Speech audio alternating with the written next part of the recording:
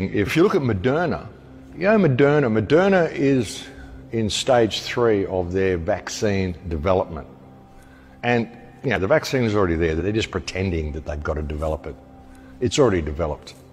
Moderna, when Moderna was formed, the first CEO of Moderna was a young Cornell graduate by the name of Anthony Fauci. Interesting. He was the first CEO of Moderna when he graduated from Cornell. When he was at Cornell, his roommate was one Bill Gates. Interesting. Bill Gates and Anthony Fauci were roommates at Cornell. Fauci was the first CEO of Moderna.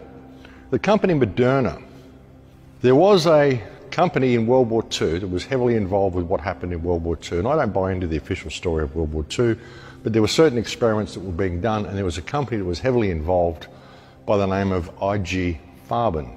IG Farben was run by a Jewish guy turned Nazi, later turned American, by the name of George Soros. George Soros broke up IG Farben and he formed Moderna. One of the main financial backers of Moderna, so now you've got Bill Gates, you've got Anthony Fauci, you've got George Soros, all involved in this whole Moderna thing, and one of the main financial backers of Moderna up until his alleged death was one Jeffrey Epstein. Interesting little circle of friendship, don't you think? And these people, mates, it's unbelievable. Unbelievable. It's frustrating. It's frustrating looking at all this shit. It really is. Even with waking people up, there's other ways to look at this. There's other ways to look at what's really going on here. Half of it is just frustration because it's going to come here. I don't want to get to the point where I can't go to the shop. And that's what it'll get to.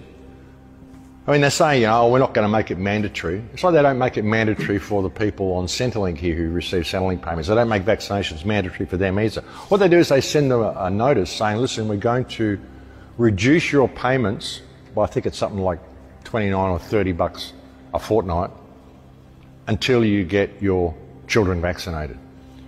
And we're not just going to reduce it by 30 bucks or 29 bucks a fortnight this fortnight. We're going to do it this fortnight, and then we'll reduce it again another $29 the next fortnight, and then we'll do it again the next fortnight, and this reduction will continue until you've got your children vaccinated. So we'll just basically reduce you to the point that you have no income whatsoever because we want to protect your children.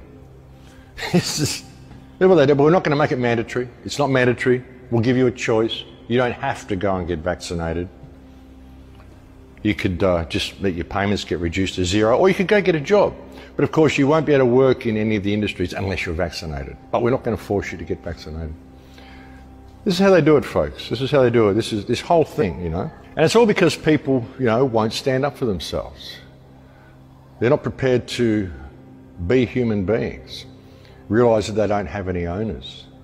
We can do what we can, but it's not up to us to wake everybody up. If people don't get it, then they don't get it. And if they don't get it now, ignorance is truly a choice in this day and age, folks. If they can't see what's happening, then I don't really know how to help them from that point, But we've got to face the reality that, a lot of people probably won't make it through. A lot of people probably won't get it.